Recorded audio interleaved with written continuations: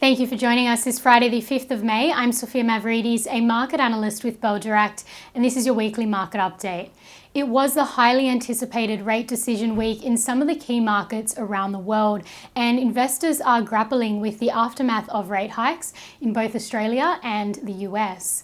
Locally, the RBA raised Australia's cash rate by 25 basis points on Tuesday, taking the interest rate to 3.75%, causing a market sell-off as many economists were expecting another pause for the month of May. The RBA's reasoning for raising the rate was due to the rebound in Australia's property prices and inflation remaining higher than the target range at 7% in April. Banking stocks, which traditionally rise with rate hike announcements as they pass the hikes on to customers, were sold off after the RBA's announcement as fears of further banking troubles in the US grew. The news that First Republic Bank was verging collapse this week before JP Morgan stepped in to buy the assets of the struggling bank lowered investor confidence. Investor fears of a banking crisis extended into the local market, with NAB plunging over 7% on Thursday after releasing first half results that on balance weren't too bad. For the first half, NAB's profit rose to more than $4 billion, driven by interest rate hikes. However, the fall in net interest margin to 1.77%, which was below expectations, and the rise in the bank's bad and doubtful debts to $393 million were the possible reasons for investors fleeing the big banks on Thursday. Now, fears of a US and broader global economic recession increased on Thursday after the Federal Reserve announced a 10th straight rate hike this week in the form of a 25 basis point rise, taking the US cash rate to a 16-year high of 5 to 5.25%. The Fed are tackling 40-year high inflation with an extremely aggressive stance, with Fed Chair Jerome Powell even ruling out cutting interest rates as he doesn't expect inflation to fall quick enough. While interest rates have risen again in the US, there are signs of the tight labour market loosening as US job openings fell for the third straight month in March and layoffs increased to the highest level in more than 2 years. The manufacturing sector is also contracting, and consumers in the world's largest economy are struggling with the rising cost of living. But in support of the Fed's move to continue hiking rates is the US ISM Services PMI, increasing to 51.9 points in April from 51.2 points in March, which was higher than expectations and marks the fourth consecutive month of growth in the services sector.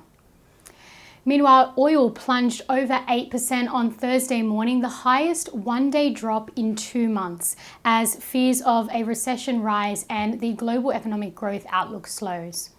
In Europe, the European Central Bank was the last major central bank to announce its interest rate hike for the week, overnight announcing a 25 basis point rate hike in line with economists' expectations.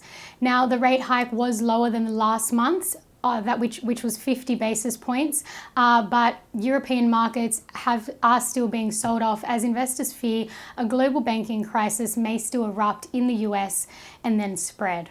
Now, while this week has been a turbulent week on both local and global markets, it is important for investors to remind themselves of their long-term strategy and contextualize the noise, the news, and the short-term market movements. Now, looking at the market's performance this week so far, the ASX 200 dropped 1.6% Monday to Thursday, with only the utilities sector making gains. Financials and energy weighed down on the market the most. The best performing stock this week was Lake Resources, LKE, advancing an impressive 14.3%. LKE was followed by Evolution Mining, EVN, and Pinnacle Investment Management, PNI. While on the losing end, Syra Resources, SYR, Polynovo, PNV, and Amcor, AMC, were weighing down on the market. And the most traded stocks by Bell Direct clients this week were Santos, STO, SEEK, SEK, and Westpac, that's WBC. Clients also bought into NAB, Best and Less, BST, ANZ, Weebit Nano, that's WBT, and Megaport MP1, while took profits from National Storage, NSR, and Pilbara Minerals, PLS.